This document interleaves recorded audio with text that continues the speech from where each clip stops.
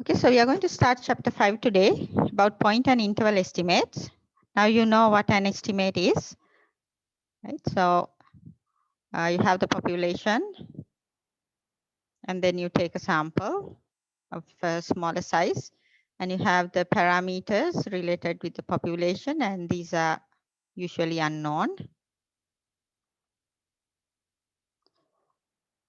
but you can estimate them or you can get the best guess you can from the sample. So you estimate these parameters using the sample. So the estimates will be the sample mean, sample variance or sample standard deviation, sample proportion, and so on. So we are going to look at point and interval estimates, these estimates. So that will be the sample mean, especially the sample mean and the proportion in this course, how to construct the confidence intervals, that will be the interval estimate using the point estimate. Okay. So since we are going to construct the confidence intervals, especially for this sample, the mean and the proportion, okay, actually we are constructing the confidence interval for the population mean and the population proportion using the estimates from your sample. Okay. So therefore you have to get the idea about the distribution of these estimates. Okay, so you should know that the distribution of the sample mean and the sample proportion. Not only that, you can find the distribution of sample variance, standard deviation, median, quartiles, and so on. But in this course, we are going to look at only the sample mean and the sample proportion, these two. Okay. Since you need the knowledge about the sampling distribution, so that means the sampling distribution of sample mean and sampling distribution of sample proportion. Before you learn about these sampling distributions, you should know the other types of distributions also. So mainly there are three types of distributions called the population distribution, data distribution, and finally this sampling distribution we are going to talk in detail. Okay. So we'll look at these three types of distributions quickly, so you get the idea about the differences between them and what is the meaning of this sampling distribution. Okay. So in order to explain these three types of distributions, I'm going to use a common example. So in this example, we are thinking about, let's say there is a, let's say a factory. This factory has 1,000 workers. Okay, one large factory. Okay. And you are going to measure, let's say a simple measurement, let's say the weight of these workers. Okay. So this 1,000 is your population. Okay. This is your population. Let's make it a little bit bigger, say 10,000. Okay. So you have a population of 10,000 workers. Okay. And if you measure the weights of all these 10,000 workers, okay, you can calculate the mean, that means the average weight. You can calculate its standard deviation, the variance, and then you can draw a histogram for these 10,000 weight values, okay, and so on. But 10,000, it's a little bit big. So if you want, you can go for a sample also. Okay, so let's start with this population first, okay. If you consider this whole 10,000 workers, all of them, that is the population, okay. So what you can do is you can call each and every worker. Okay. So how many workers will be there? 10,000. All 10,000 and measure their weight. Okay. You measure this 10,000 weight. So that is the whole population. Although it will be time consuming. It's not practical, but let's say you did it. Say for the first worker, it's 110 kilograms. Okay. So these are in kilograms. Next one 95, 70, 102 and so on. Okay, so you'll get some weight values. Okay, so you have how many weight values now? 10,000 weight values, right? So you can calculate the mean. Now that will be the population mean, right? Why? Because it's for the whole population. You can calculate the population mean, population variance, square root of that will be the standard deviation. You can calculate the median. Okay, you can calculate quartiles, everything, right? And so these are the parameters actually, okay? And you can draw a histogram for these weights, right? So we don't know, maybe it is symmetric, maybe it is skewed. You can think about the shape of this distribution, whether it is unimodal, bimodal, everything. Okay, so that is called the population distribution of weights. Okay, that because you collected the weight values of all workers, so that is the whole population. Okay, and then you do the numerical measurements, you draw the graphs and everything, so you get the idea about how the weights are distributed. So that is called the population distribution. Usually when the population is huge, we usually do not have all the details about the population distribution. Okay, so in this case it is 10,000, so suppose we had it. Okay, and the next option is, rather than doing all these 10,000 workers, you take only a sample of, let's say, 100 workers, right?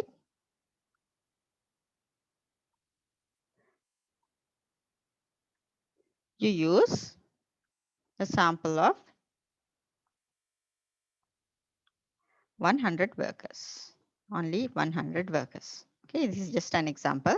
Okay, so if you have any questions, meanwhile, please stop me and ask. Now for this 100 workers only, so you take a random sample, only 100 now. Okay, you can measure their weights, right? Let's measure the weights.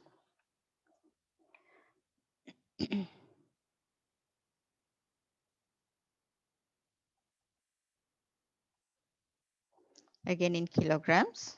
Okay.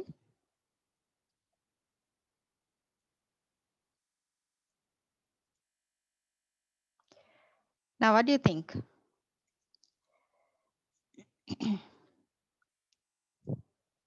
Only 100 workers. Let's say the first one is 75 kilograms, 82.5 kilograms, and so on. Okay, so this one is 97.2 kilograms. Okay, so likewise.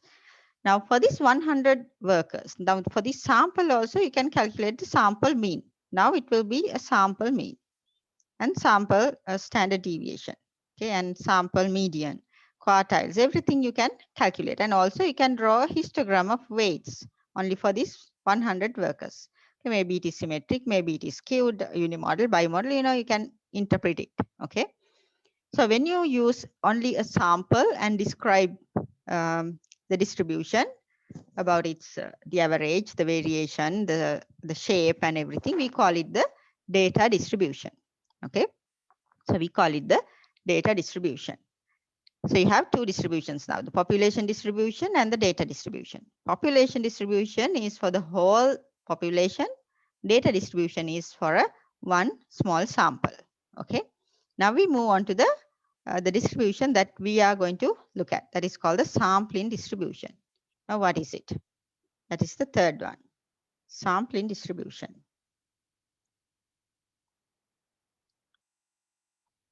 Okay. Now suppose you are going to take several samples of same sample size 100. You can do that, right? You take a sample of 100, one sample, and do all the calculations, and you leave it there and go and take another sample, maybe with replacement, without replacement. Okay, you take another 100 workers, and for that sample also you can calculate the mean, standard deviation, and everything, right? So let's say you take, so here's our population of 10,000 workers. Okay, you take sample 1, size 100.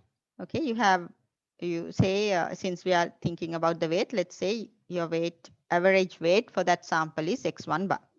Okay, so for this sample you have 100 workers, there are 100 weights, the mean, standard deviation, and everything. Now suppose the mean weight of first sample, let's denote it as x1 bar. You can take another sample. Okay, let's say it is the second sample, sample 2, again of same size 100. And if you calculate the mean, you get another mean, right? So we cannot get the same exact value for x1 bar and x2 bar because those are two different samples, two different workers. So the averages will be different, right? So likewise, suppose you take all possible samples like that.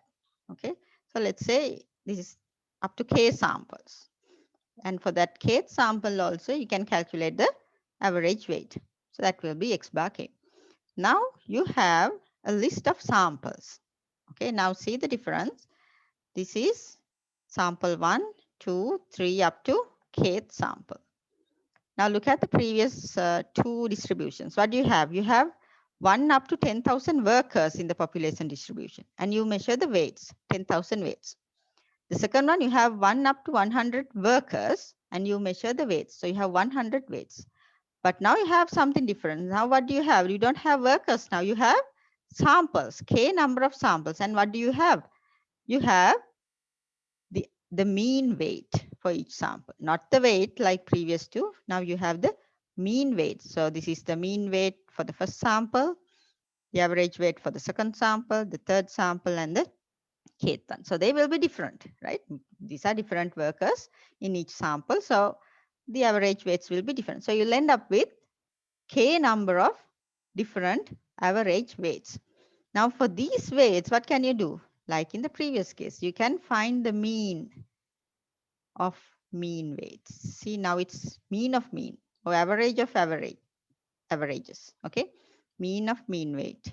And you can calculate the variance of this mean weights, right? You can calculate the median of these mean weights. Okay, again, these are numbers, right? The average, let's say the average weight of the first sample is 97.25.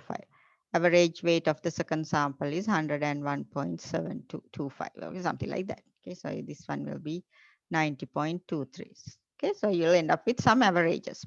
So these are again numbers. So you can calculate the average of these k weights, right? Its variance, its median, everything you can calculate, and even you can draw the graph for these means, not the weights now. They are the mean weights. Okay, you can draw the histogram of the mean weights, and you can see whether it is unimodal, bimodal, symmetric, skewed, everything. So that is called the sampling distribution of sample mean. Okay, now you should be able to figure out the difference between the population distribution, data distribution, and the sampling distribution. Sampling distribution is the behavior of a certain measurement, certain numerical summary, not just a measurement. It will be the sampling distribution of maybe the mean, maybe standard deviation, maybe variance, maybe the proportion, right? Say for example, for the same factory, suppose you want to find the proportion of male workers, right?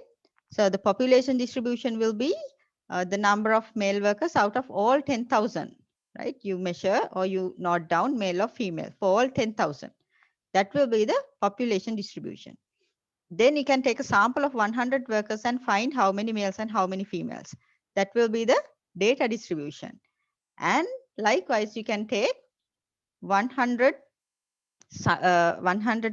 the samples of 100 workers separately, k number of samples, and then you can find the proportion in the first sample, proportion of males in the first sample, proportion of females in the second sample, and the proportion of males in the kth sample, and so on. So you'll end up with k number of proportions, right? K number of proportions. And for that k number of proportions, you can calculate the mean. That will be the mean of the proportions, variance of the proportion, median of the proportions, the histogram of the proportions, right? And you can see the behavior of these proportions. That will be the sampling distribution of sample proportion. Okay. And I have a question, in sampling distribution, will all the 10,000 included? It depends, okay? Sometimes you go for few number of samples, right?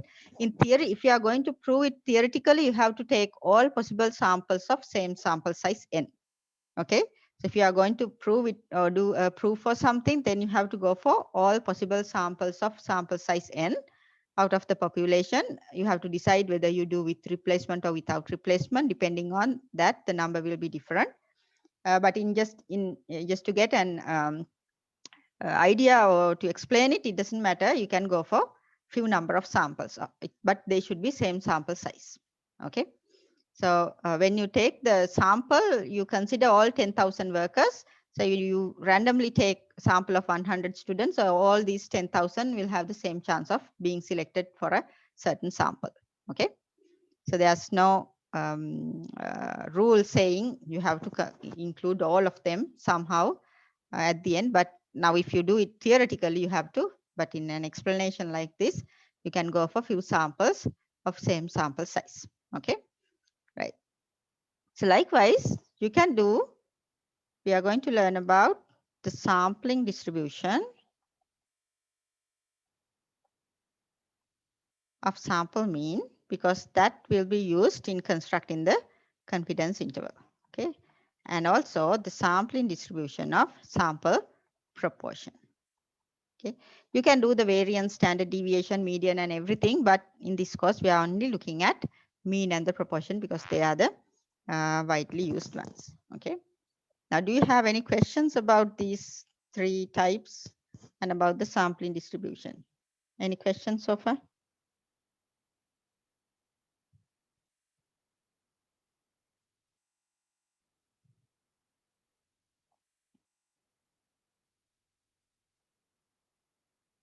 Any question?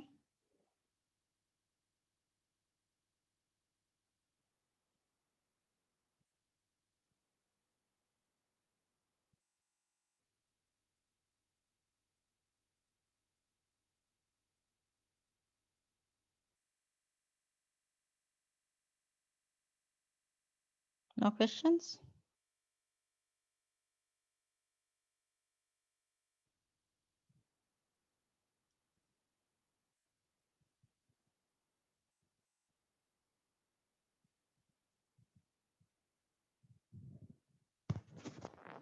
Right. Okay. So let's move on.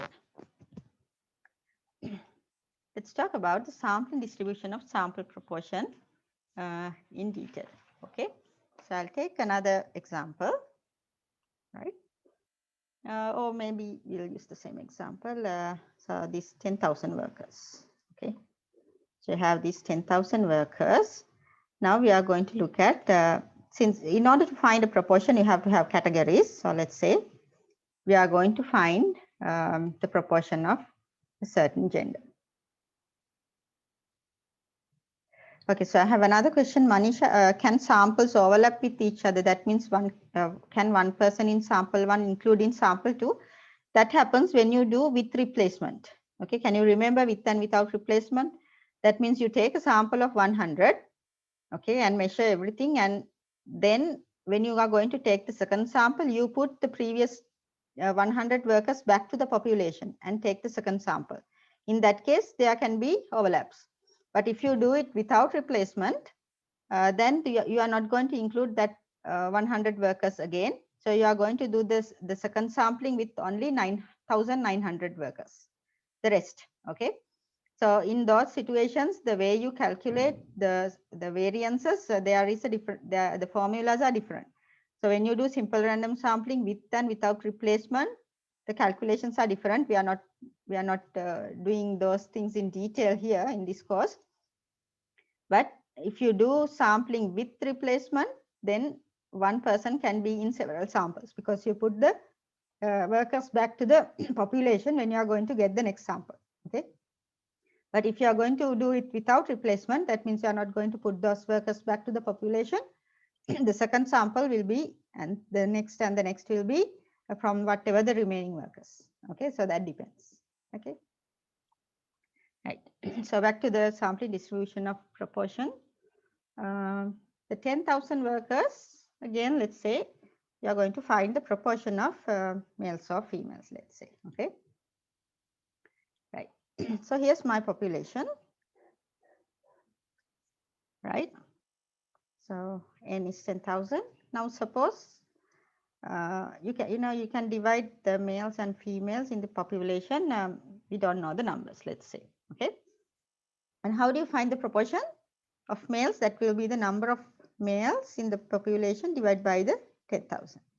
And same way, number of females in the population divided by 10,000. That will be this will be the population proportion of males, population proportion of females, right?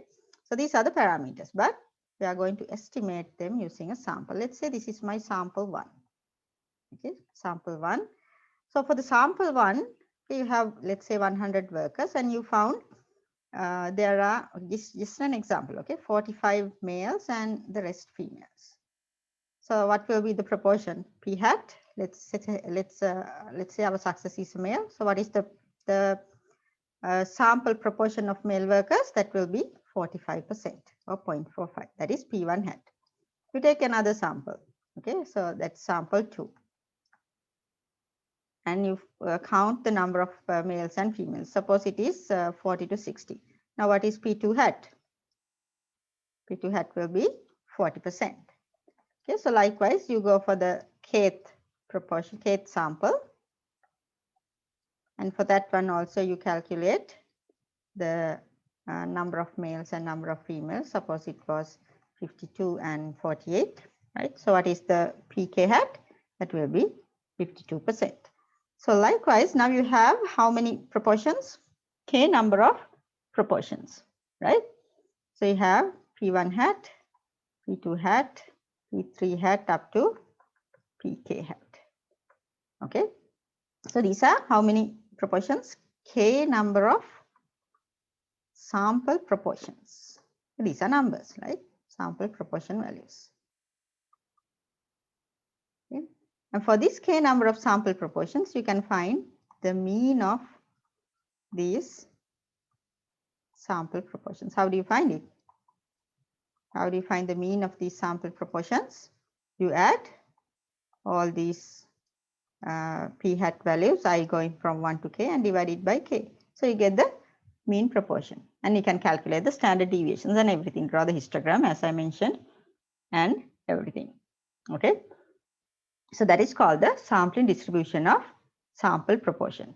Now, if you do this theoretically, okay, getting all possible samples of sample size, let's say n, out of this population, you can describe theoretically, okay, the sampling distribution of sample proportion as follows. Okay, for a random sample,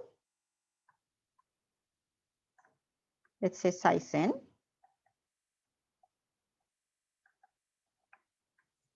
from a population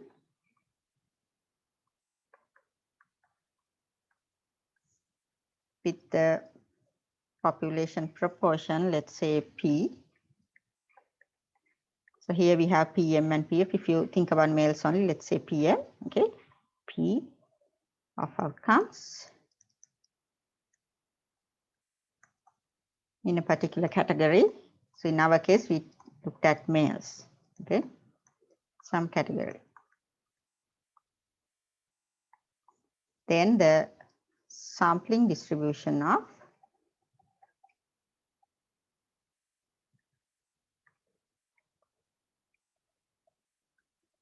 the sample proportion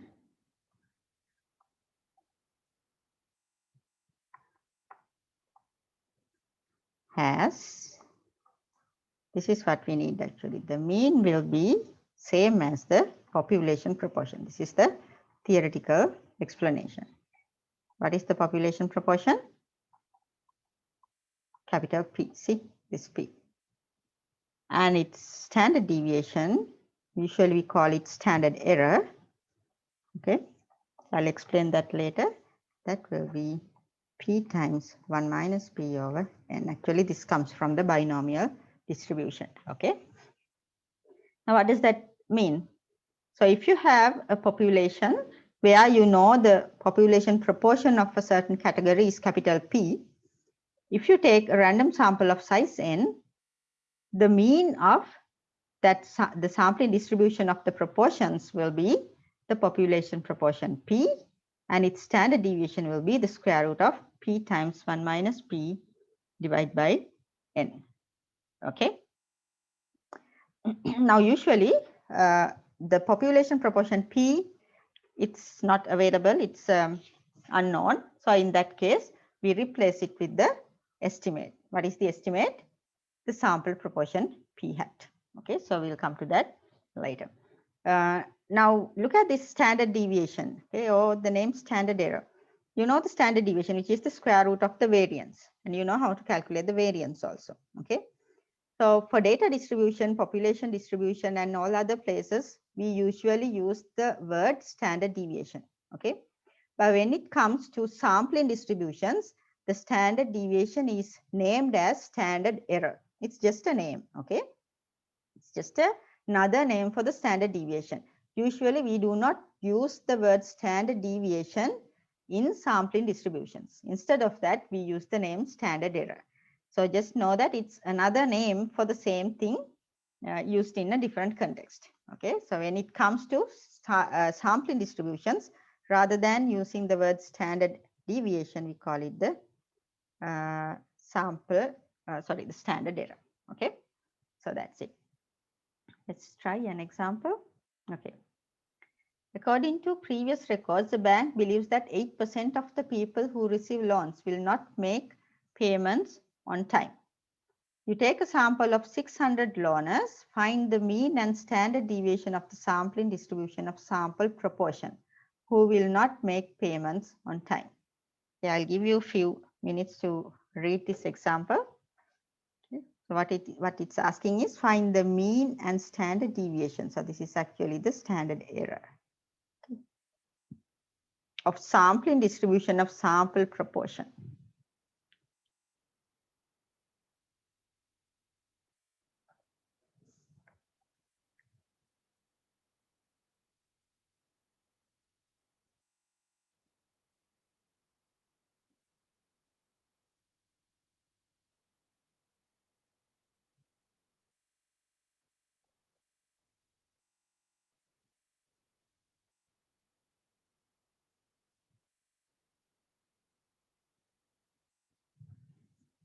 Yes, how do you find it? See, you go back to our definition. It says, for a random sample of size n from a population with proportion p, the sampling distribution of the sample proportion has mean. Mean is same as the population proportion p, and the standard error will be square root of p times 1 minus p over n. We have everything we need.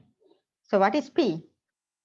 According to previous records, the bank believes that 8% of the people who receive loans will not make payments on time. So that's what we need, people who will not make payments on time. So what is P? 8% or 0.08. What is the sample size? Sample of 600 loaners. You want to find the mean and the standard error of the sampling distribution of sample proportion. So what is the mean? What is the standard error? Very simple. Mean is same as the population proportion, that will be 0.08. No calculation, just pick the value and put it there. And what is the standard error? P times 1 minus P divided by the sample size. Sample size is 600. So this is very, very easy. You can find the standard error. Okay, if you calculate this, you will find it is 0.011. Okay. Now look at this one.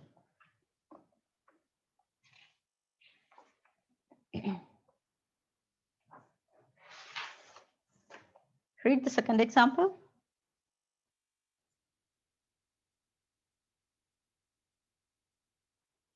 Now in this one, you don't have the population proportion. An investigator collected a sample of 200 students from a college and found that 40 of them suffer from anemia.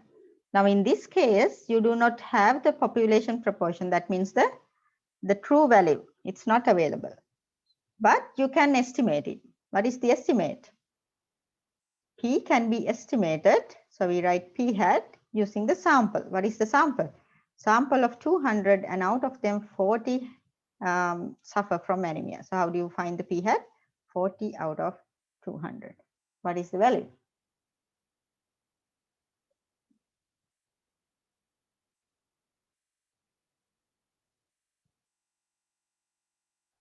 Yes. Can you find 40 divided by 200?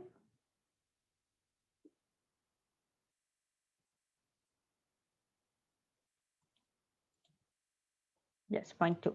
Okay, so that will be 0.2. That will be the estimated mean now. Okay, because the mean is capital P, but P is not available, but you can estimate it. So that is the estimated value. And how do you find the standard error? Again, instead of P, you have to use P hat, then it becomes the estimated standard error. So you can say standard error hat. How do you find it? Instead of P, you use P hat. Okay, can you find that also? 0.2, 1 minus 0.2 divided by n is 200, get the square root. Find the standard error. What is it now? Estimated standard error. Okay, not the standard error, it is the estimated standard error.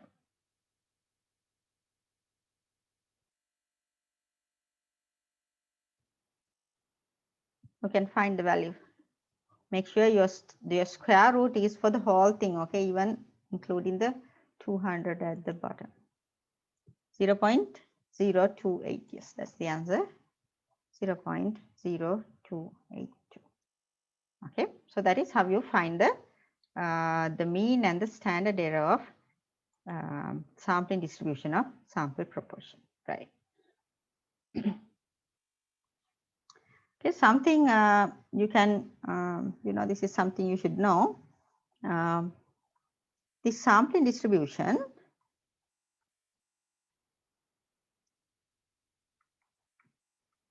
will approximate.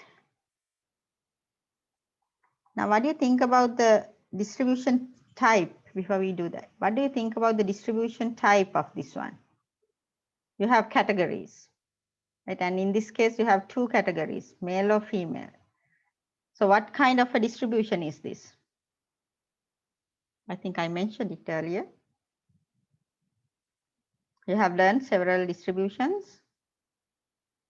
This is one special discrete type of distribution when you have two categories. What do you call it?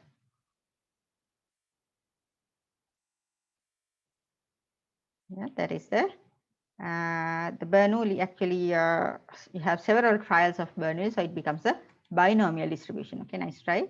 So that will be the sampling distribution. Okay, so you need the second example. Yes, so here's second example. So this sampling distribution of sample proportion, when you think about success and failure, it follows the binomial distribution. Okay, it follows the binomial distribution, but when you have a large enough sample size, okay, and under a certain condition, the sampling distribution of sample proportion will approximate to the normal distribution. And you have learned the normal distribution also, its properties and everything. And I have mentioned that the normal distribution is the widely used and easy to use. And when you have a normally distributed data set, your life becomes easy. So here's one example. The sampling distribution of sample proportion will approximate to the normal distribution.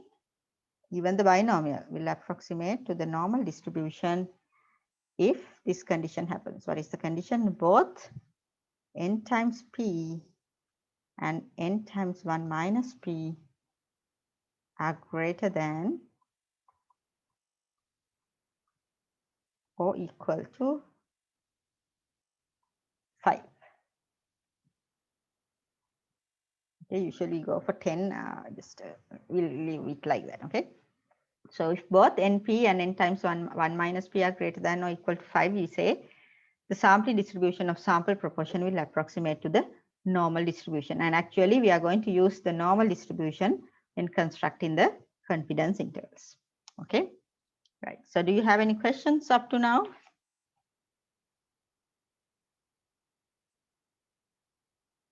Right. Okay.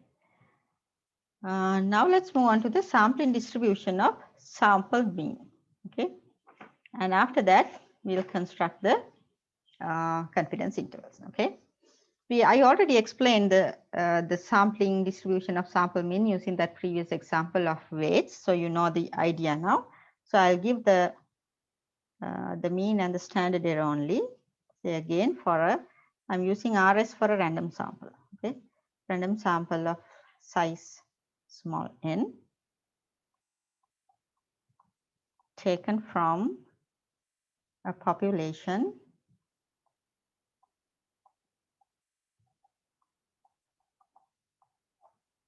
having the population mean mu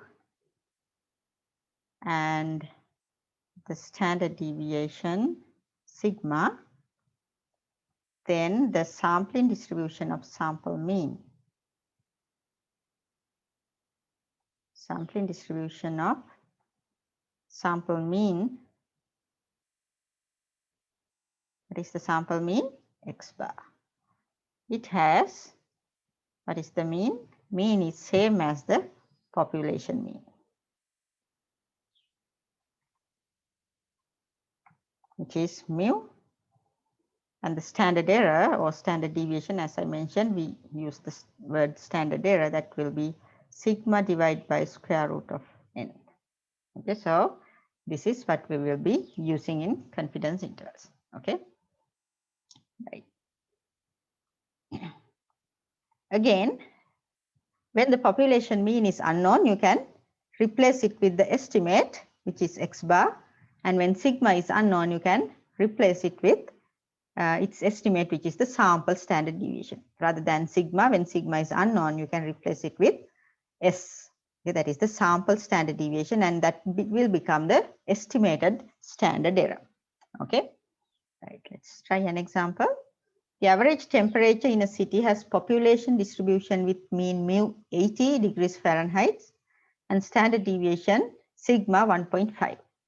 Find the mean and the standard error of sampling distribution of sample mean temperature for a sample of 100 days. Right. So can you find it? So here's the equation and everything. Tell me what is the mean and what is the standard error.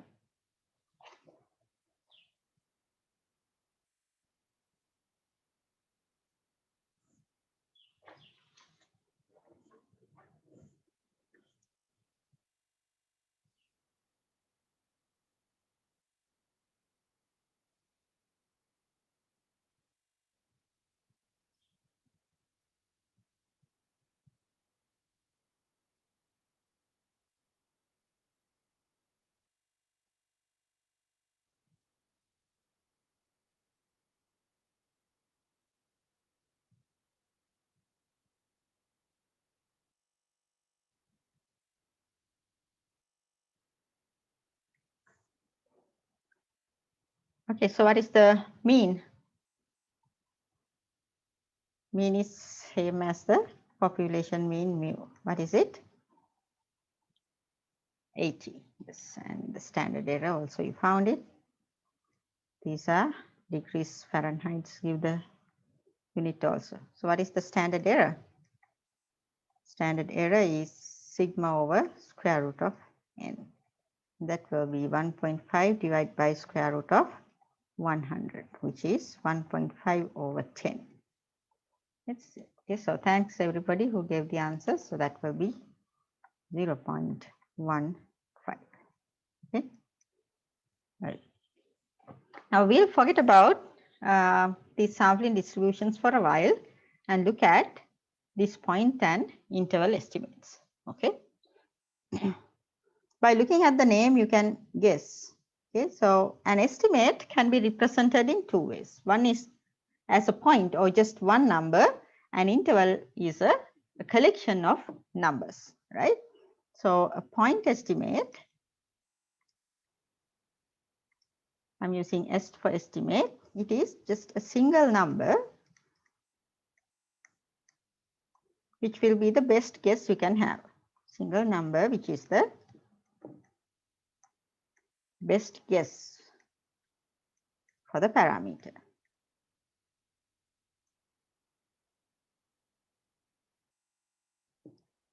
Say for example, sample mean x bar. That is just one number. Sample mean x bar is the point estimate for what? That is the point estimate for the population mean mu, right? And the sample standard deviation S is the point estimate for the sigma. Sample variance S square is the point estimate for sigma square. This is the best guess you can have, okay, for mean sigma or sigma square. The best guess. You take a sample, calculate the sample mean. That is the best guess you can have about the whole population mean. Okay, so that is called the point estimate. But what is the problem with this point estimate? Now, why are you using an estimate? Because the population is very large, you can't handle everything. So you take only a sample or a portion of the population, and using that sample, you are going to say something about the population. Okay, you are going to make predictions or inferences or do plans about the population based on this sample you have on your hand. Okay, so when you calculate the sample mean x bar, that is the best guess you can have about the mean mu. Mu, you don't know it, but you can guess it will be a value close to x bar, right? Value close to x bar, but not, they are not exactly the same. There's always an error, right? So the problem with the point estimate is, the point estimate is just one number. So it's not going to be equal to the parameter at all. X bar, there is a difference between x bar and mu. That's called the error.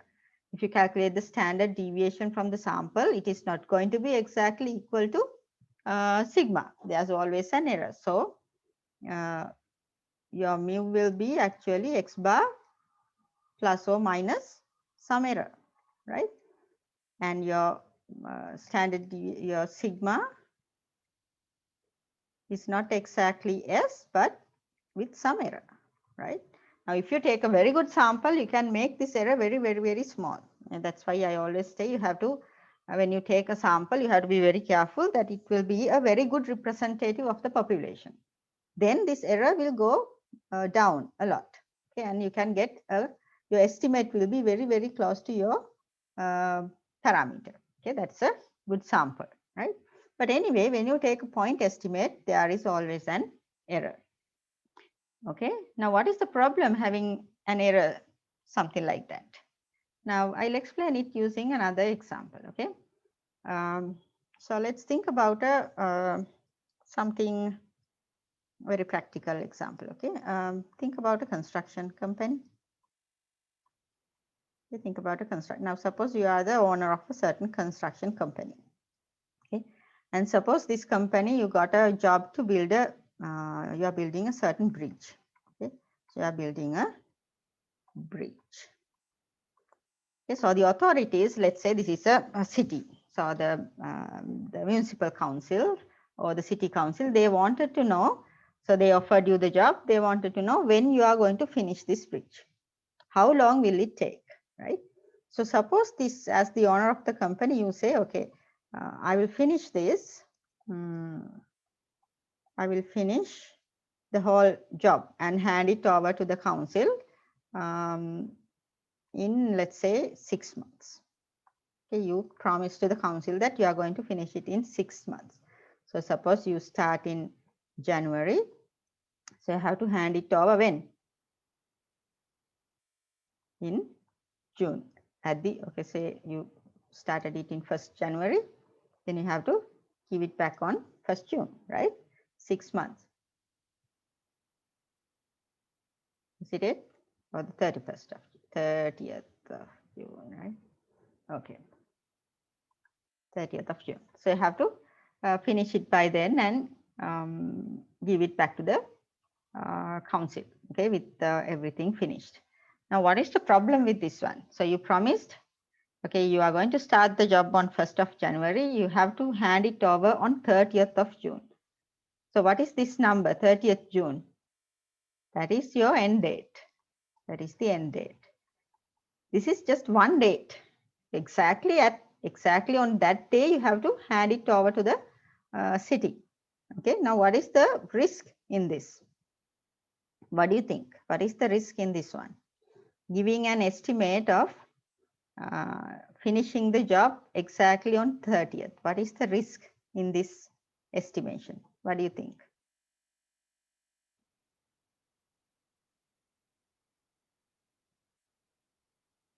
Do you think that companies usually give a number like that as the end date?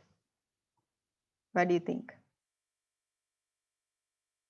Now, what will happen due to some weather conditions? You have to do, or you have to delay the construction job for 2 weeks, flooding or something.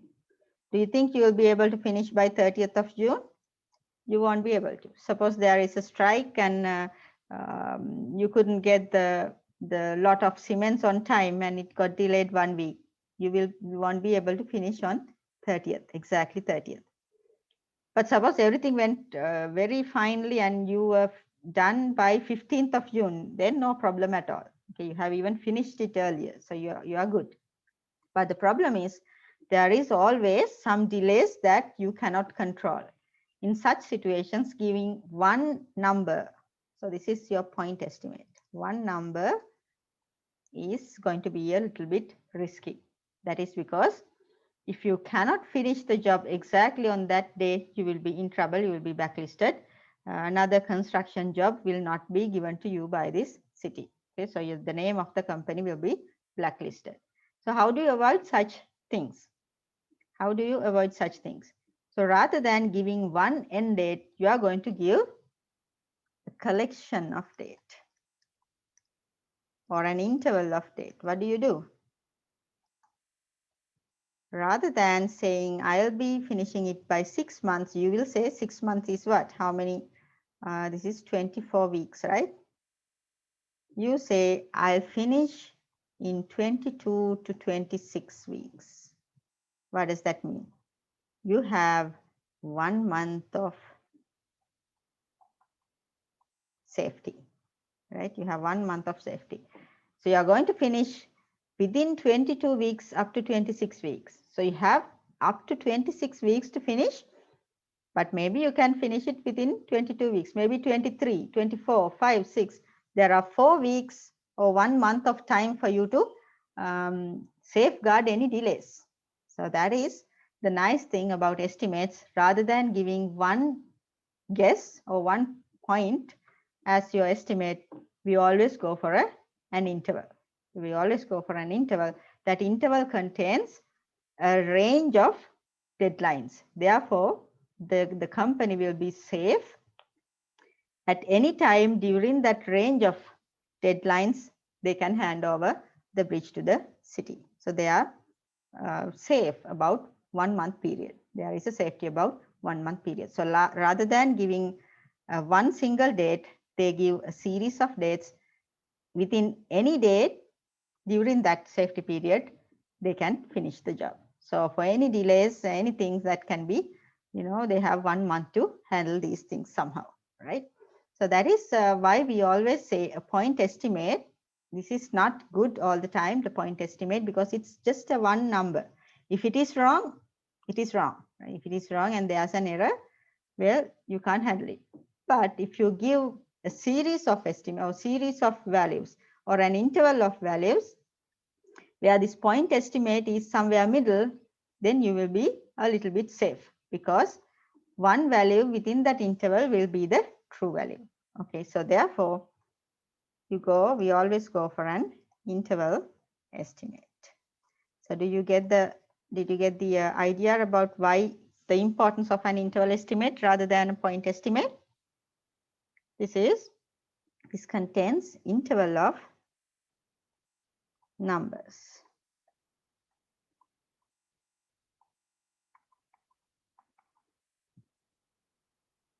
within which the parameter value, you believe that the parameter value will be one number within that interval. So you are safe.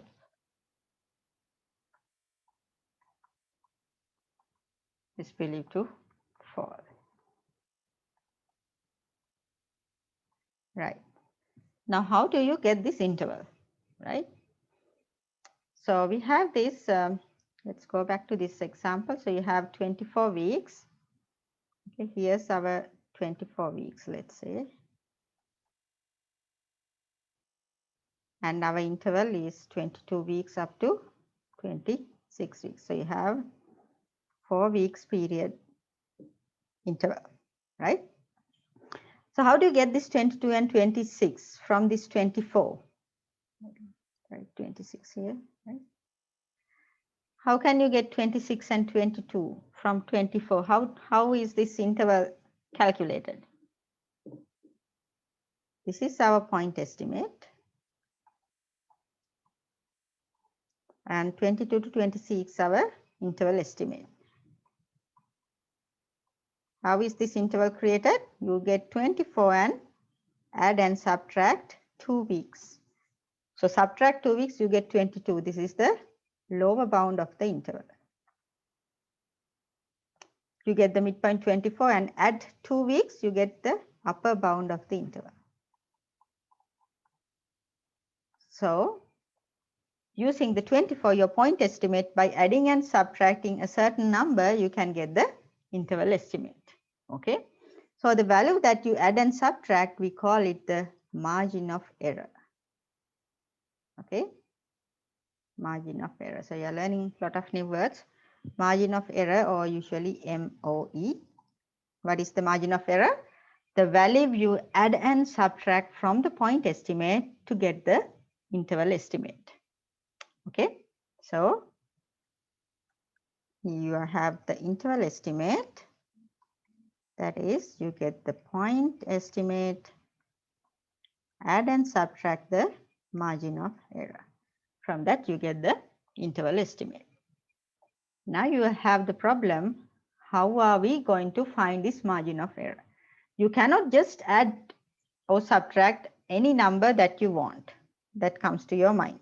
Okay, so you cannot just add or subtract any value that you want. There must be a way to find this margin of error. Okay. Now let's see how we can find this margin of error.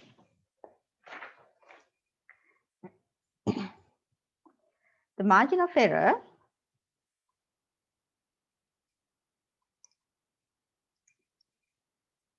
it consists of two parts. Okay, one part is called the confidence level,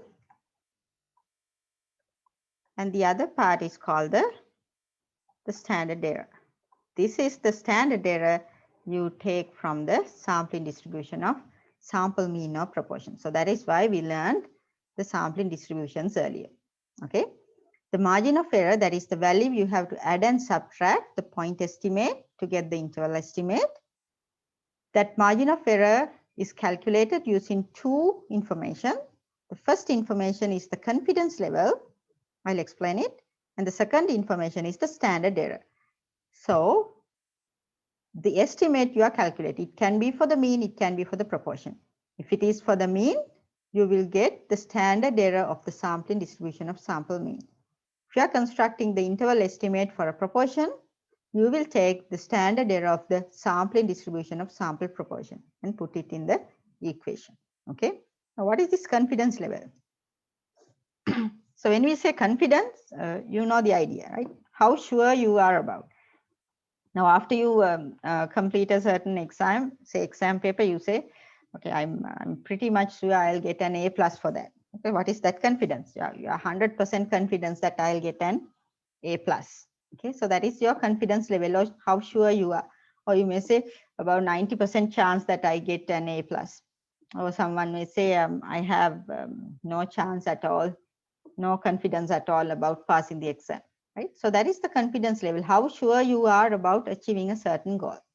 So in statistics, we go for 3 different confidence levels. Usually they are the 90%, 95%, and 99%.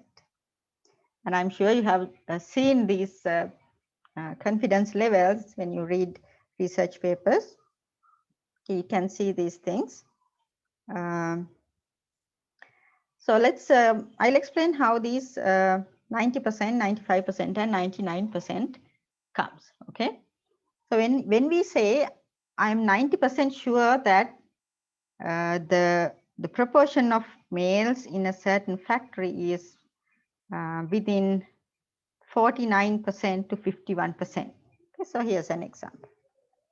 We are 95% confident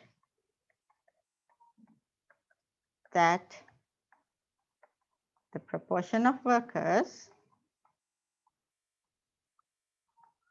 male workers,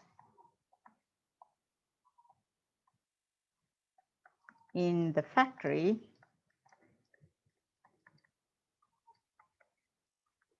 between, let's say, 48% to 52%. What does that mean? So after a certain study, they have construct the confidence interval, 95% confidence interval. According to that, they say the proportion of male workers in this factory will be some proportion value within the interval 48 to 52. Okay, so any percentage can be the true P. Maybe 49%, maybe 50%, maybe 51%. That you say with 95% confidence. What does that mean? They are still 5% confident that you are not sure about. Okay, so maybe there's a 5% chance that the proportion of male workers will be beyond this interval. Maybe it is less than 48, maybe it is bigger than 42. But that chance is only 5%. Okay, now if you want to say something like this, you are 95% confident that the proportion of male workers in this factory is this much. How do you construct this confidence interval? So that is what we are going to look at now. For a given confidence level, how do you construct the confidence interval for the proportion? And later we'll look at the mean. Okay. Now, what is this 95% means? Okay. So for that, you need the have to recall your normal distribution. Okay. So I'll start with 90% first. Okay. So what is the idea of this confidence level? Confidence level or confidence. When you say 90%, what does that mean? Now remember the sampling distribution of sample proportion I mentioned. It approximates to normal distribution for large sample sizes. Now suppose this is your normal distribution bell curve. Okay. Remember the standard normal distribution, it is symmetric about mean 0. When we say you have 90% confidence, that means the middle 90% of data, okay, the exact middle of the 90% of this whole data set is there. The exact middle will hold the 90%. So where's the rest 10%? Where should the other go? The rest should go. If this is symmetric and exactly the middle 90% is there, the rest 10% you divide it by 2 and 5% goes to the left tail, the other 5% goes to the right tail. So altogether you have all 100% within the curve. Is that clear? When you say you are 90% confidence, that means from the estimates you got, the middle 90% of values will be inside that interval. Okay, middle 90% of the values will be within whatever the interval you construct. The rest 10% will be equally divided into the two tails, 5% and 5%. Now, if you have this 90% in the middle, what are these Z scores? Can you, if you have the standard normal table, can you find this Z score? The middle 90% should be there. That means the right tail is 5%, the left tail is 5%. Okay, so if you have your standard normal table with you, you can check it. I'll give you the number, you double check it. Okay, so this will be negative 1.645, positive 1.645. Okay, because you get exact midpoint, so you divide the Z scores by 2.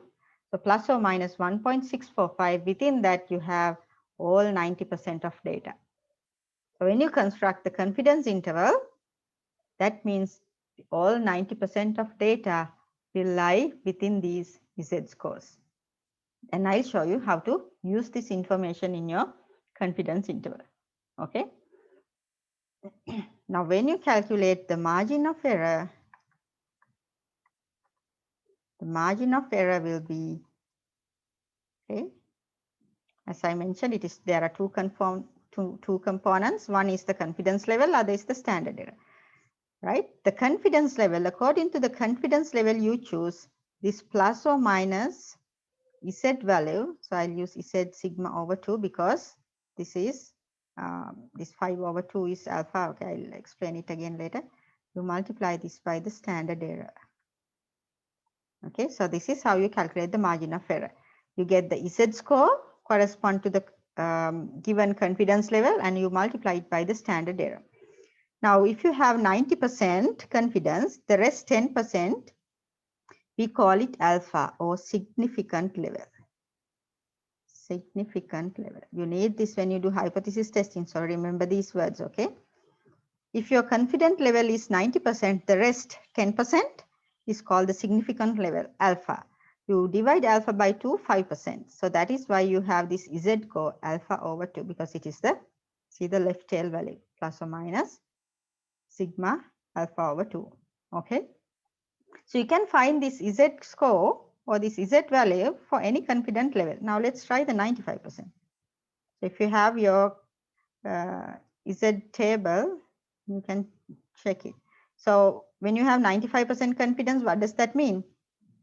When you construct the confidence interval, 95% of the values will be at the very middle of this distribution.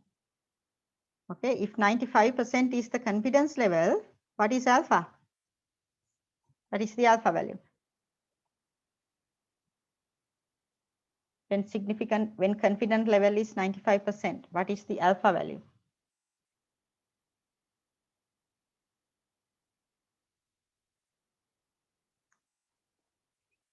Alpha is the rest. What is the rest? 100 minus 95, that is, yes, 5%. So each tail will contain how much? You divide it by 2 equally, so 2.5% on each tail. 2.5% on each tail. So you can find this Z score, plus or minus. Anybody who has the table, can you please find this Z score? Corresponds to 95% confidence interval.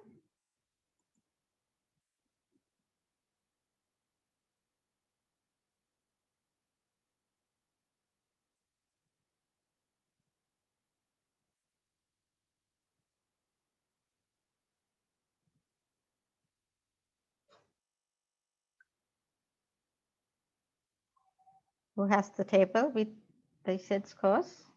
If you read the, so this is the reverse, okay?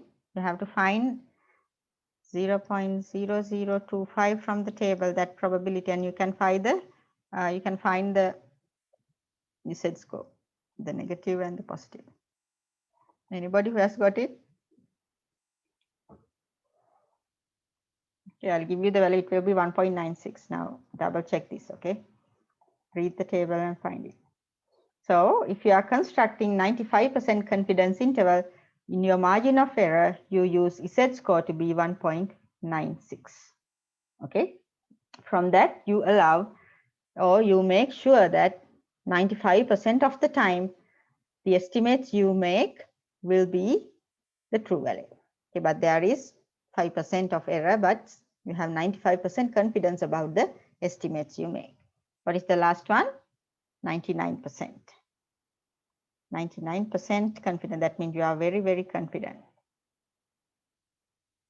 What does that mean?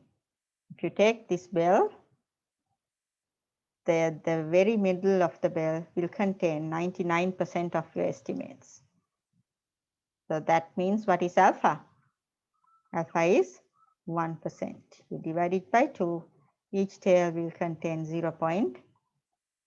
So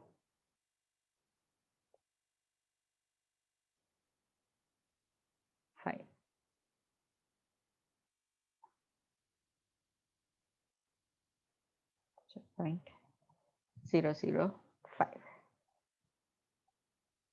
Okay. And if you find the Z score, this will be 2.575 plus or minus 2.575. Okay. So I'll summarize this.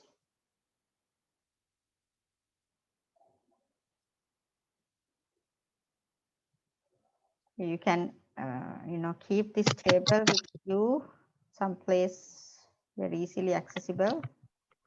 If you need the confidence level, 90%, 95%, or 99. You don't have to read the table all the time. If you can, keep this Z scores with you. This is alpha level or the significant level. What is the significant level? 10%, 5%, 1%. Then the Z score will be 1.645, 1.96, 2.575. Okay, so these are plus or minus, right?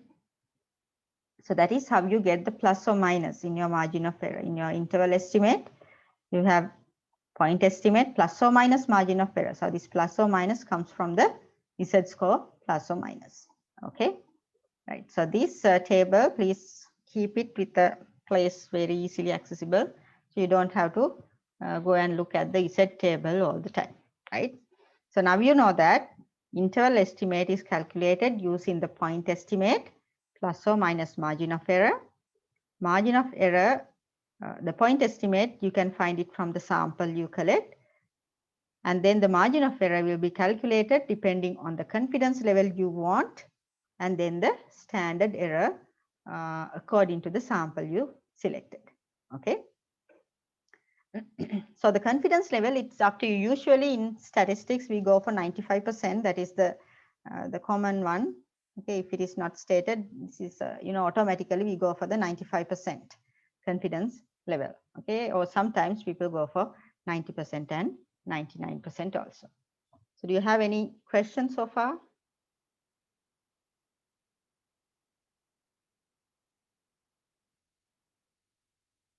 How these Z scores were taken and so on?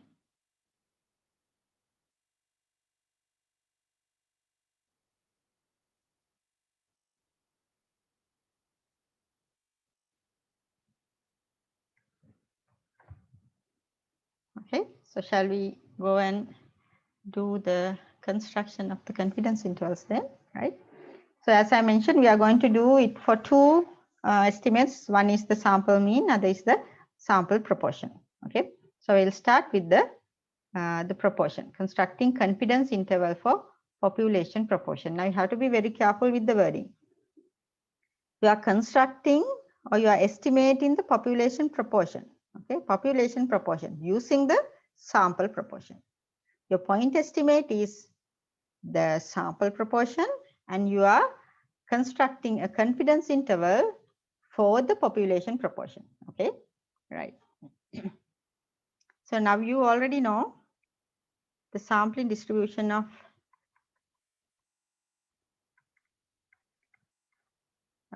sample proportion.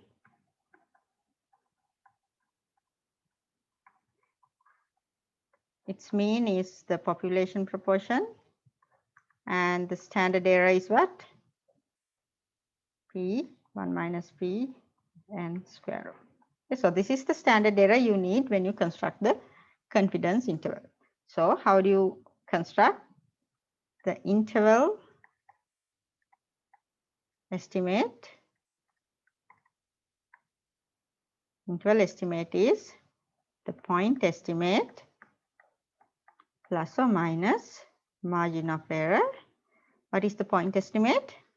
Point estimate will be P hat plus or minus margin of error is whatever the Z score times the standard error.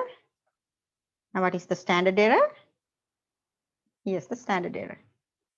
So your interval estimate will be P hat plus or minus Z score depending on the confidence level you need, and then you use this one, and usually P is not available, so you have to go for P hat, which is the estimated standard error. So this is the equation you will be using to construct the confident interval. Right? So depending on the confidence level, you have to find the correct Z score. Okay. So if it is 95% confidence interval, you will use 1.96. If it is 99%, you use 2.575 and so on.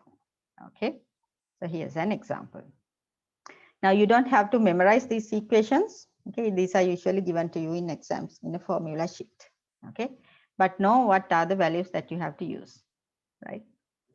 So this is the equation that you will be needed. Okay, so let's look at this example. A researcher is interested in finding the proportion of college students in a city.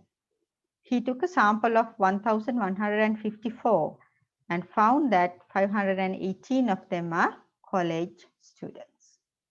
you have to construct the 95% confidence interval for the proportion of college students in this city. Okay, so this is about the whole city. The population is the whole city.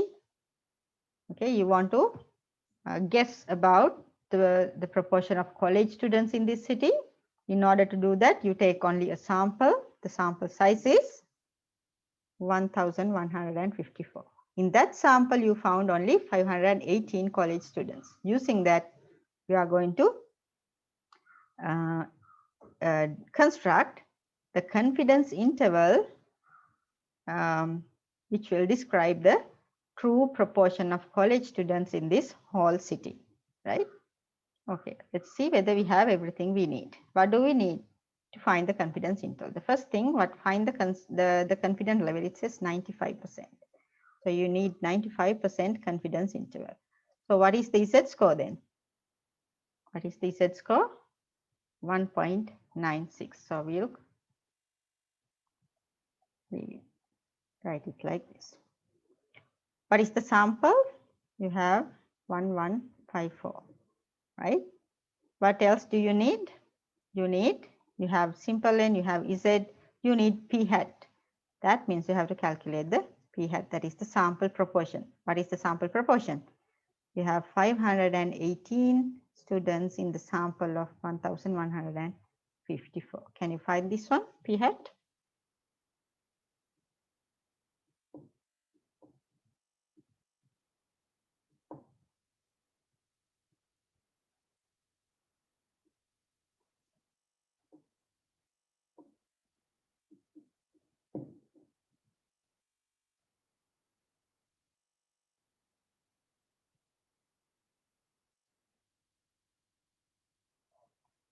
Okay, so p hat is 0.448.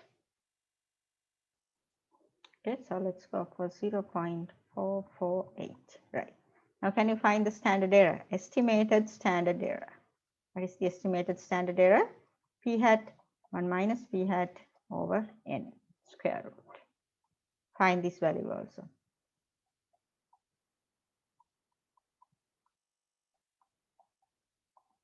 Sample size is 1154.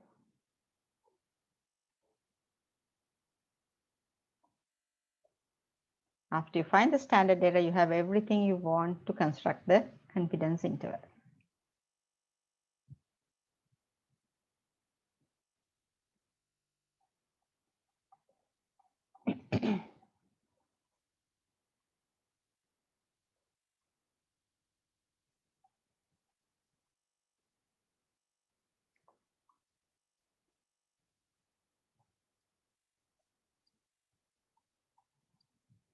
Yes, who has the standard error?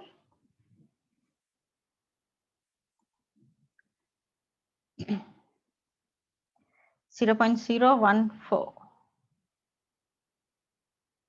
Any other answers for the standard error?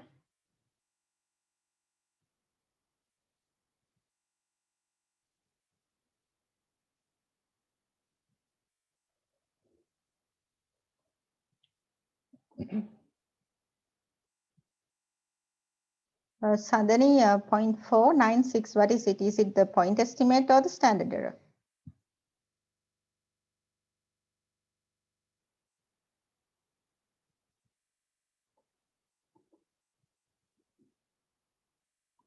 Make sure you take the square root also.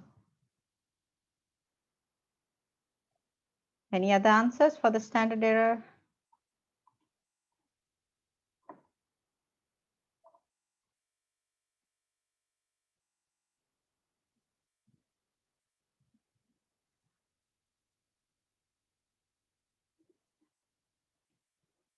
Zero 0.0146. Okay, yeah, I think I also have that one. 0.0146. We'll go with that one. Now we can construct the confidence interval, right? So what is it? P hat is 0.448 plus or minus Z core is 1.96. That is for the 95% confidence, and we found our the standard error, estimated standard error 0.0146. Now find the margin of error, add and subtract, and you can find the interval. Okay, so usually we write the lower value, comma, the upper value, right? So this is how you write the confidence interval, right? Within parentheses, the lower value and the upper value.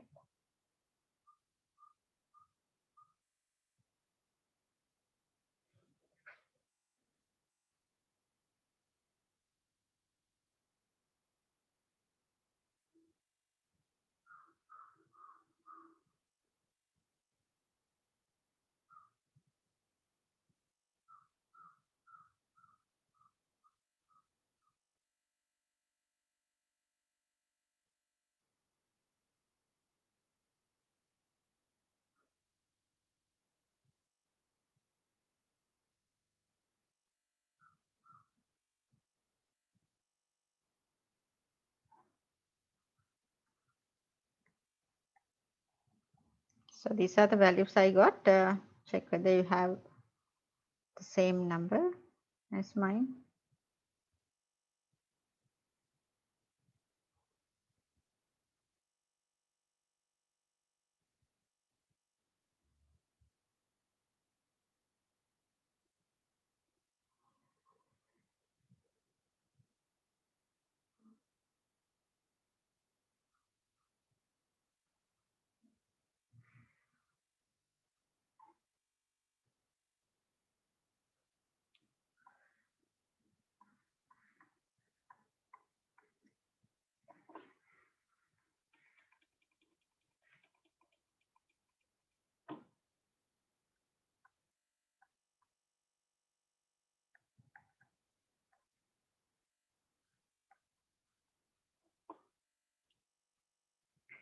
For 766.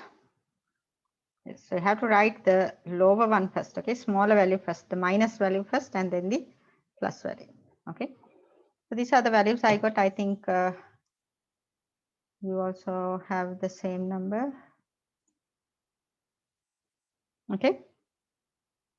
So first the minus value and then the plus value. So this is the lower limit of the confidence interval, and then I have the upper limit of the confidence interval. Okay, can you all get this answer? Any different answers? Any questions? So always when you do research, when you have to report your about your sample, you always go for confidence interval. Always you report with this plus or minus. Okay, we usually do not just report a proportion or a mean.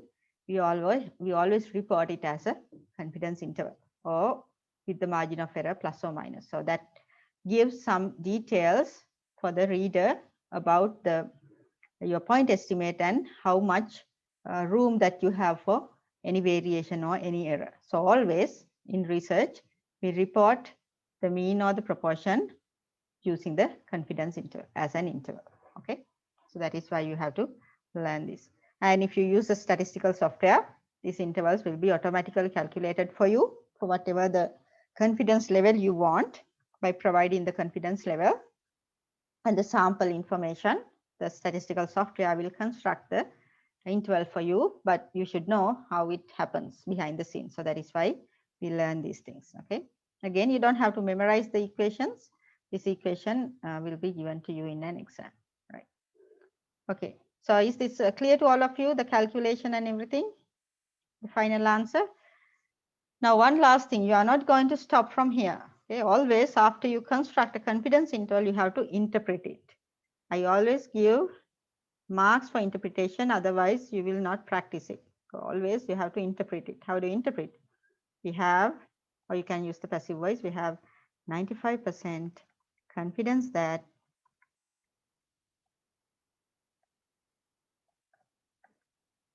the proportion of college students in where? In this city. The proportion of college students in the city will fall within, let's say, 41.94% to 47.66%.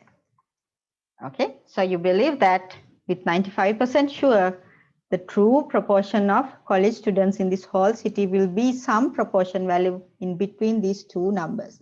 Maybe 42%, maybe 43%. Okay, so some value in between these two, that value you are 95% sure about. Okay, so that is the interpretation of this confidence interval. Okay. Do you like to have another example before we move on to the we'll do the mean also, and then let's do examples together for both mean and the proportion. Okay. Now you know about the confidence level and everything. Therefore, constructing the confidence interval for population mean, it's very easy. It's again the same thing. You get the interval estimate by adding and subtracting the margin of error for the point estimate. In that case, when you construct the confidence interval for mean, the only place where you get a different value is for the standard error. You know the standard error for the sampling distribution of sample mean, you use that equation in the margin of error, that's all. Other than that, the theory, the calculations, the idea of the confidence interval, it is same as the proportion. The only difference is you have a separate standard error for mean. Okay, so therefore, the interval estimate will be, you take the point estimate, add and subtract the margin of error. When it is the mean, your point estimate will be sample mean. Add and subtract the z-score, and then what is the standard error? Sigma over square root of n. Okay, so you have a different standard error. Now we have something, a small twist to this constructing the confidence interval, because when your sigma is unknown, there will be a little problem. When sigma is unknown, what do you have to do? You have to replace this with what? This estimate of sigma, which is the sample standard deviation. You have to replace it by S. And when you do that, there will be an error, an extra error introduced to your margin of error. So that means there should be a way to handle it. When it comes to the proportion, you replace P with P hat. And still with the approximation to the normal, you can use the z-score. So no problem. Still you assume the normal distribution and use the z-score for whatever the confidence level you have. But with the population mean, when you construct interval estimate for mean, there will be a problem when sigma is unknown. Therefore, when we construct confidence interval for mean, we look at 3 different situations. So this you have to keep in mind thoroughly. Okay, so the case 1 and case 2 are very easy. Okay, you can calculate it now. But case 3 will be something new that you have to learn. Okay, so case 1 is when sigma is known. No problem. When sigma is known, it is very easy. You get x bar plus or minus whatever the z-score, sigma over square root of n. No problem. Okay, so here's the confidence interval. Case 2 is when sigma is unknown. What do you have to do? You have to replace it with sample standard deviation. When sigma unknown, but your sample size is large. How large? Greater than 25 is okay. Okay, let's say greater than 25. Still, you can use the z-score, no problem. But instead of sigma, what do you have to use? You have to use S. But still, you can use the z-score because large enough sample size, you can assume normal distribution. Now, the problem is when you have a small sample size. When sigma is known, the sample size does not matter. You know sigma, so it can be any sample size, no problem. Case 1 is okay. Case 2, you have to look for the sample size if sigma is unknown. If it is large enough, you can use the same equation as in case 1. But the problem is when sigma is unknown and n is small. That is the problem. In that situation, you cannot use z-score because the error introduced by this S, the error introduced by replacing sigma with S, you cannot handle it with the normal distribution. So that means you have to use another distribution. Anybody who knows about the distribution that we are going to talk about next? That is called the student's t distribution. Okay. So case 1 and case 2, okay, you already know how to do this. You can find the sample mean, you can find the sigma or S, it will be given in the context. You will know the sample size. You know the Z score according to the confidence level, so you can easily calculate the confidence interval. But when you are in case 3, there should be a way to replace your Z score. Otherwise, it will introduce an extra error that cannot be handled. Okay. So therefore, we have to replace Z with the student t distribution. What is this distribution? Student's t distribution, this is very similar to the normal distribution. Okay, these are the properties. It is also bell-shaped. Very similar to the normal. It is bell-shaped. It is symmetric about the mean. Very similar to the normal distribution, but it has thick tails. It has thick tails. So the t distribution will look like this. It's very similar to the normal, but the tails are very thick. Okay, and then you can find by looking at some percentage of value to the left of the tail, you can find this t score. We call it the t score. In the normal distribution, we had Z score. With the t distribution, we have something called the t score. So depending on the area under the curve, you can find t scores. And in the 90% confidence, 95% confidence, 99% confidence, you can easily find the t score. Okay. If you need the 90%, or let's say 95% confidence, in the very middle, you have 95% of data, the rest 2.5% and 2.5% will go to the left tail and the right tail. And you can find the corresponding t score, plus or minus t value. Okay, very similar to the normal distribution. But this t value depends on the sample size. That is the difference again. Depends on sample size. Therefore, different sample size will have different t values. So that is something different than the Z score. Whatever the sample size, always the Z score for 90% is 1.645. All the time, whatever the sample size, the Z score for 95% will be 1.96 and so on. But when it comes to the t distribution, since it's dealing with the smaller sample sizes, when your sample size is changing, the t value will also change. Therefore, for a sample of size 10, your t score for 95% is going to be some number, but when you increase the sample size to 15, you have to read a table again and find the t value for 95% confidence. So from one sample size to another sample size, the t score will be different. Okay, so the t score depends on n. Okay, therefore, you don't have one unique t score for 95%. Depending on the sample size, you'll have different t values. So I'll show you how to read the table when it comes to construct the confidence interval. Okay, so for now, keep in mind, t distribution is very similar to the normal distribution, bell-shaped, symmetric, but it has thick tails and the t score will depend on the sample size. Okay, right, and I'll show you how to read a t table and how a t table looks like. Okay, this is very similar to the normal distribution.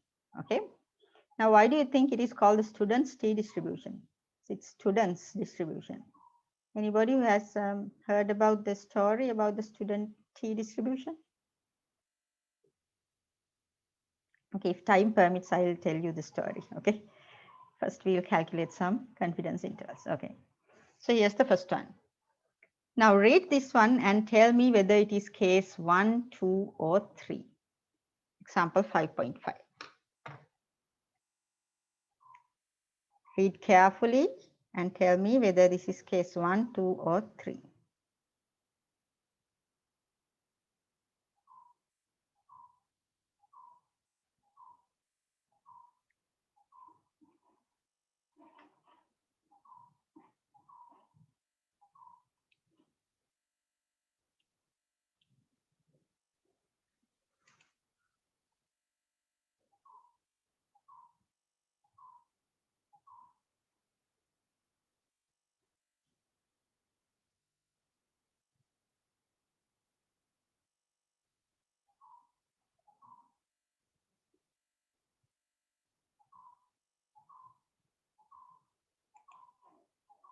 Okay, what is it? Case 1, 2, or 3?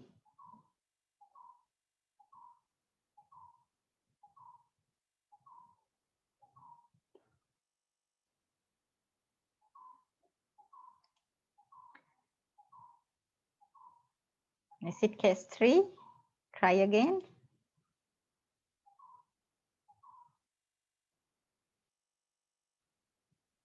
What is the first thing that you have to look at? Whether sigma is given or not. Yes, this is case 1. Why? Okay, let's go back to the cases. Case 1 is when sigma is known. That is the first thing you have to look at, right? Whether sigma is given. If sigma is given, that's it, case 1. If sigma is not given, what is sigma? Population standard deviation. If it is not given, you have the sample standard deviation. If you have the sample standard deviation, then you check the sample size, large or big. Okay? Okay, so let's read this one. The sample average age of diabetic patients in a clinic was found to be 54. Now, what is this? Note down the things that you get. Sample average age. Sample average is what? X bar. What is it? 54. According to historical evidences, the population standard deviation. What is the population standard deviation? That is sigma. What is it? 3.4. You have to construct the 95% confidence interval. 95%. So your confidence level is 95%. What does that mean? Right? And it says for the sample size 25, n is 25. Soon as you see that sigma is given, this is case 1. This is case 1. Now what is the Z score? You can use the Z score. What is the Z score for 95%? 1.96. So you can find the the interval estimate. How do you find the interval estimate? Point estimate plus or minus margin of error, which will be X bar plus or minus Z score times the standard error. So which will be, what is X bar? 54 plus or minus 1.96. Sigma is 3.4 divided by square root of n is 25. You can get the lower bound and the upper bound. See, it's not hard when you know, when you understand what are the values and the scenario. It is nothing much. Okay. Is this clear to all of you why it is case 1? As soon as you have sigma, it is case 1. If sigma is not known, then you go and look at the sample size, whether it is large or small. Okay. You have to construct 95%. So sigma is 1.96. Okay.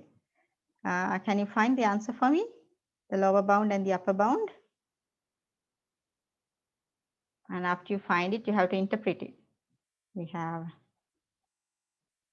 95% confident that the mean age of diabetic patients will fall within, yes, what are the two values? Lower bound and the upper bound.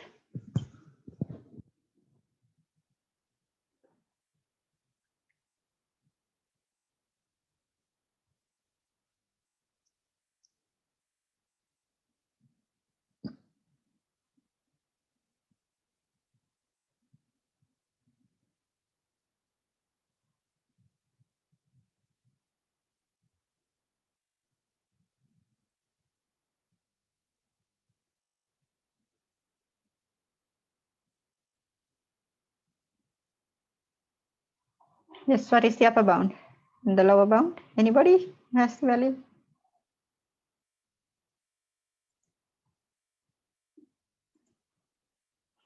Okay. Yes, these are the numbers, 52.67 and 55.33 design years. Okay, it will fall within, let's say 52.67 to.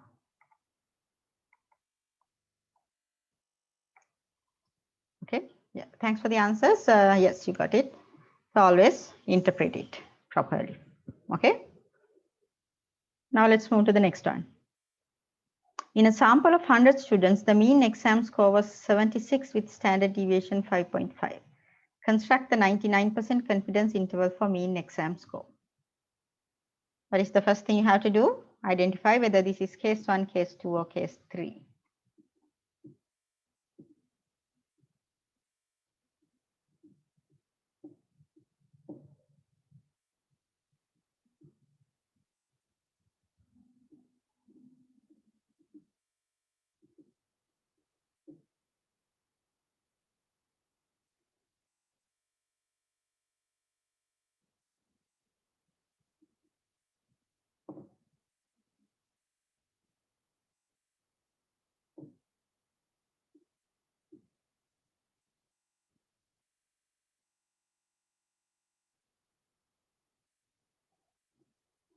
Yes, what is it? Case 1, 2, or 3?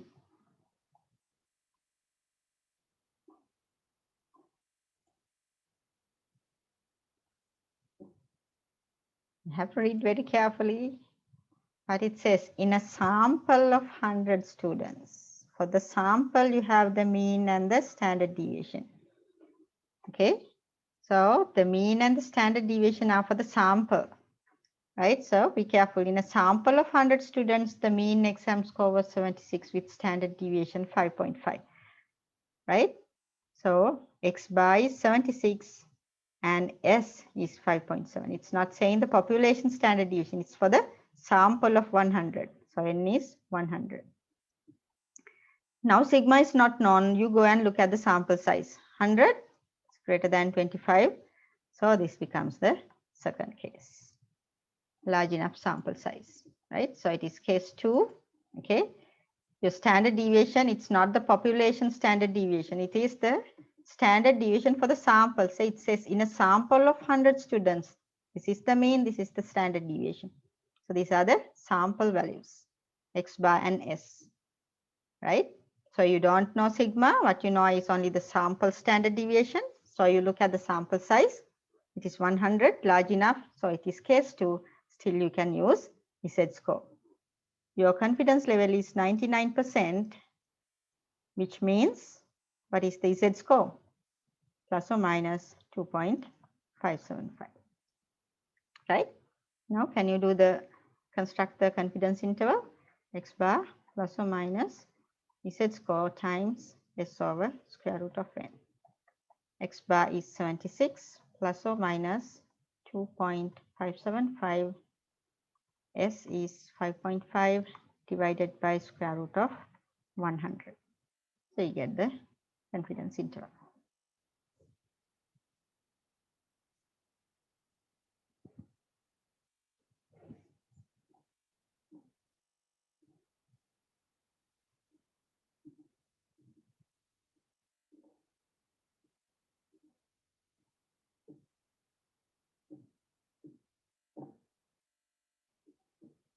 Yes, please find the lower bound and the upper bound for me.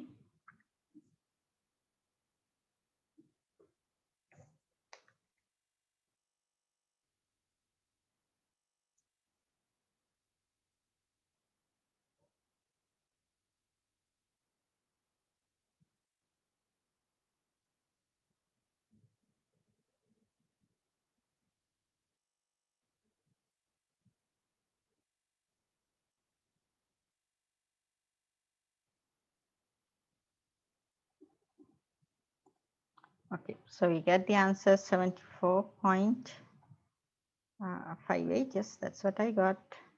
And 77.42. So I assume that all of you try these examples by your own. Okay, do not just sit and watch. Try them. Okay, and see whether you can get the same answers. Okay, without practicing, it won't go into your head. Okay, and you should know how to interpret. Okay, you know the wording is there, so use it. You have 99% confidence that the mean exam score of students who took this exam will fall within 74.58 up to 77.42.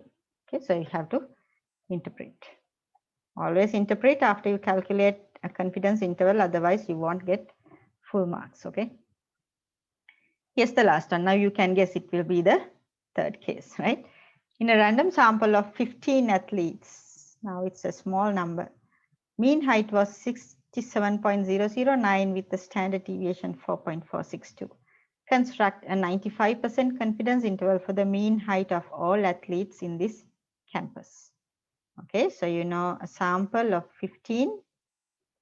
For that sample, you have X bar, what is it? 67.009, these are in inches with standard deviation. See, this is for the sample. S is 4.462. You have to construct 95% confidence interval. Okay, so this is case 3, n is small.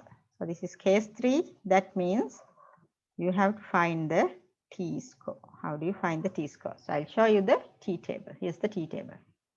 Okay, here's the t-table. Now look carefully. You have something different or extra information in a t-table. In a normal distribution table, what you have are the you got the inside this bunch of numbers, they were the probabilities, and the rows and the columns you got the z-score. But in the t-table it is different. Okay, you don't have the t-value for all possible probabilities. Okay, you have t-values for some selected probabilities. So it is very easy if you look at the very last row, the confidence level. See, usually we need 90% confidence level, 95% and 99%. These are the 3 levels that we usually use. So what you have to look at is, depending on the confidence interval, you have to construct these 3 columns. Okay, that's easy in that way. But if you look at the tails, it says the 1 tail and 2 tail. Say for example, 95%, both tails contains 5%. So you get 100%, and 1 tail, each tail will contain half of it, 0.025. Okay, so it's the same thing. Say, see if you have the 95% confidence interval, each tail contains 0.025. So that is what it says. 2 tails, both tails adding together is 0.05 or 5%. 1 tail will contain 0.025. Okay, so that is what it says. Okay. Now what else do you have? In the very first column, you have something called this DF. See, can you see the DF? DF means degrees of freedom. Okay, degrees of freedom. This is the value that you have to look at depending on the sample space, the sample size. Usually, your degrees of freedom will be the sample size minus 1. When you construct confidence intervals, your degrees of freedom will be the sample size minus 1. Okay, let's do an example. You want to construct 95% confidence interval for a sample size 10. What are the corresponding t-scores? 95% means each will contain 2.5%. If n is 10, what is the degrees of freedom? Degrees of freedom is always n minus 1, that will be 9. So you find the degrees of freedom 9. Here it is. Degrees of freedom 9, confidence interval 95. Where's 95? Here's the 95 column. Degrees of freedom 9. You go along this line until you come under 95%. Here it is. So what is the t-score? Plus or minus, this is because of the symmetry. When you read the t-score, it is both 2.262 plus or minus. Is it clear to all of you? You select the column depending on the confidence level, and then you find the row depending on the sample size. Degrees of freedom is always sample size minus 1. And then you can find the corresponding t-score, and by symmetry this will be both plus or minus. Okay, shall we try another one?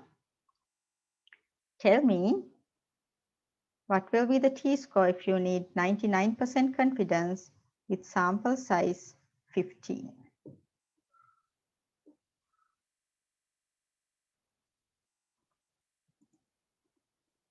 99% confidence interval for sample size 15. If sample size is 15, what is the degrees of freedom? 15 minus 1, 14.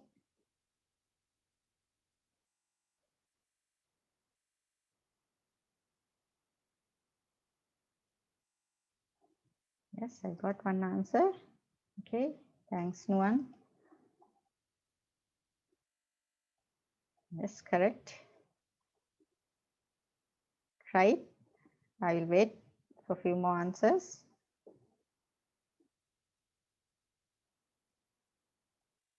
It's 2.97, sir. Yes, I guess you can find it. So here's 99%, degrees of freedom 14. Okay, so it's not hard. Here's 14. You go under 99%. Here's the t-score. So that will be, here's the t-distribution. You need 99% in the middle, the rest 1%, divide by 2, 0.005 in each tail.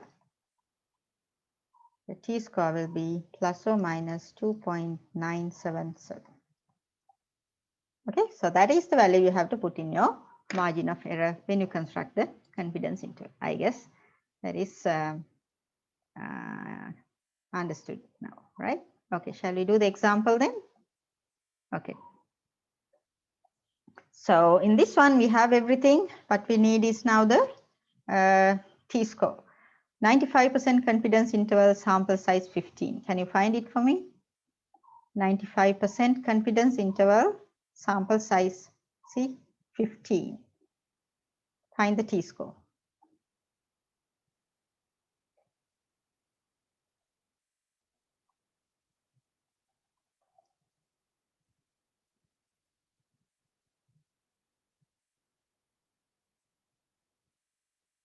Yes, what is the t-score? T-score is 2.145. Now, can you see the difference?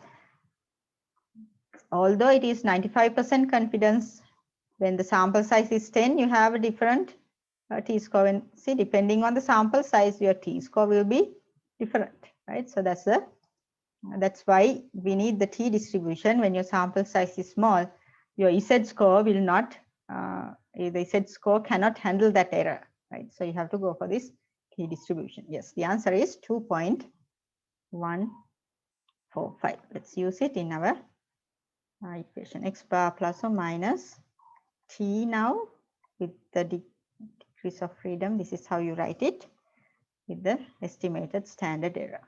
Okay. 67 plus or minus 2.145.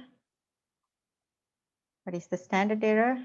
4.462 divided by square root of 15, right? So you can find it. Is this clear to all of you? Case 3, how to read the table and everything.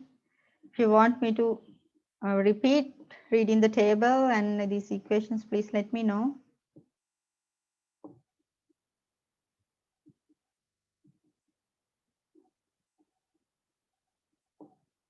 Right, so I hope you can find this lower limit and the upper limit, right?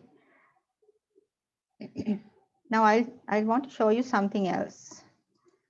Now look at this T table, the very last column. Can you see 1000?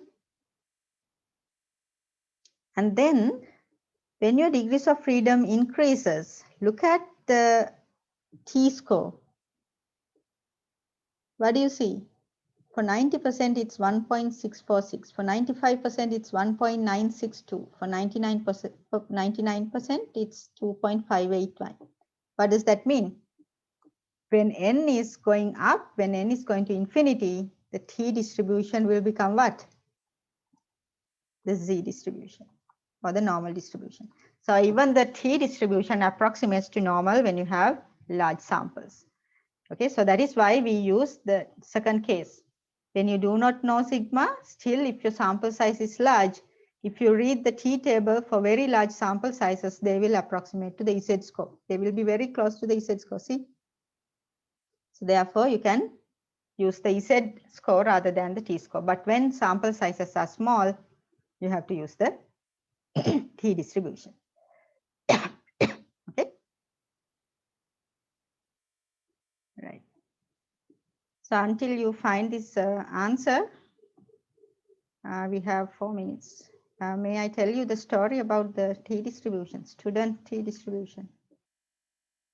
Oh, are you tired?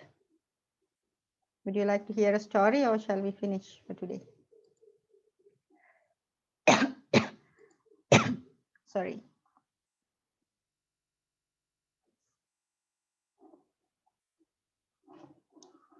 What do you want? Would you like to hear the story?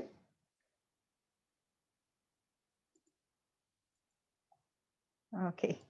Right. I'll say it quickly. Meanwhile, you try to find the lower limit and the upper limit. Okay. Right. Okay. So here's the story. It's about the T distribution. The T distribution was developed by a person called William Gossett. Okay. William Gossett. He is a genius actually. He's Irish. Yes, he got his, he had 2 PhDs. You know the age? At the age of 26. See, my chances are gone. You can still beat him. Try to get 2 PhDs by age of 26. Okay. What are they? One for chemistry and the other one is for mathematics. Okay. So he had, and not, you know where it is, from Oxford. Right? From Oxford University. He had 2 PhDs, one for mathematics, one for chemistry. Now this is a story. Maybe it's Cambridge. I'm not sure. So anyway, at the age of 26, at a very young age, he had 2 PhDs from very renowned universities. William Gossett. Okay. Yes. Wow. So this person was a chemist in a brewing company. You know where the people make beer and wine. Okay. So he was in a, it's called the Guinness Brewing Company. You can try this story. It's there in internet. Okay? So Guinness Brewers is the place where this person was working. He was a chemist. So he was doing, you know, analyzing chemical properties of wine and beer. He get only very few number of samples. Okay, maybe sometimes 3 small glasses of wine. Okay, for a certain wine component to do the analysis, he get only 3 samples, sometimes 5 samples of beer, something like that. So very small samples. So when this person was doing this analysis and reporting the results, he found that the normal distribution was there at that time. The normal distribution cannot handle this error because the sample sizes are small. Okay, the normal distribution is better if sample sizes are bigger than 25, you know, 30 and so on. So when he is dealing with smaller sample sizes, 5, 10, 12, he found that the normal distribution fails. Therefore, he developed this T distribution. This distribution he developed. He found the T scores rather than Z scores to handle these small samples. And there was a rule in this company: you cannot publish the work. You know, the business work, this, you know, secret things, you know, with the business, you are not going to share information because the other business will, you know, get your findings and they will make more money. So there is a rule in this company: the workers cannot publish their findings or research.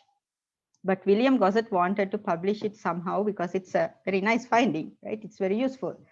So he went to his supervisor. You know, his supervisor is something you will learn later. Maybe you have heard about him. He's the Carl Pearson.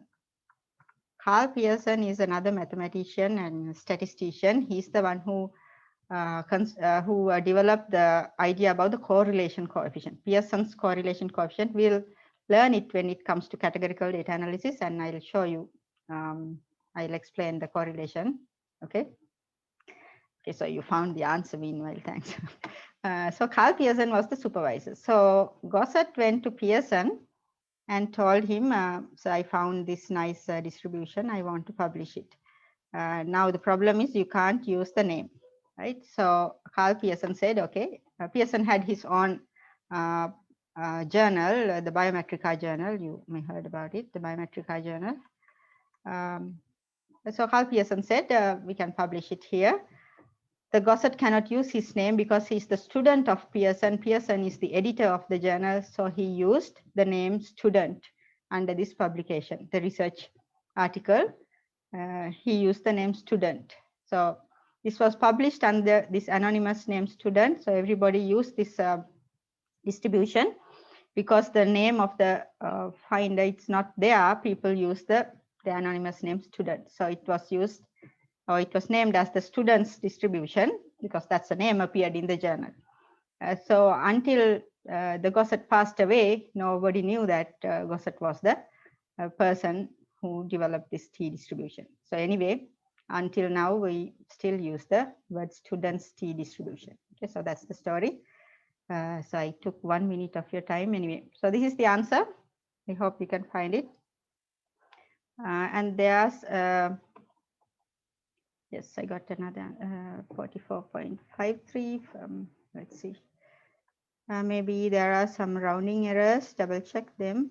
Let's see whether you can get the correct answer. I don't have the answer with me, okay? So, but you know how to find the answer now. And there's one last example for you, okay?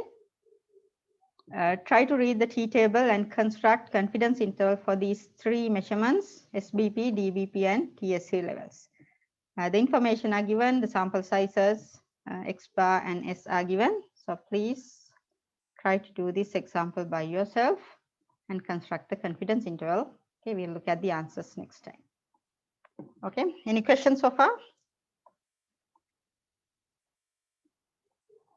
So who's going to beat William Gossett? You are not yet 26 years, right? Okay. So no more questions? Okay, then we'll finish for today. I'll upload these calculations and also the video to your LMS.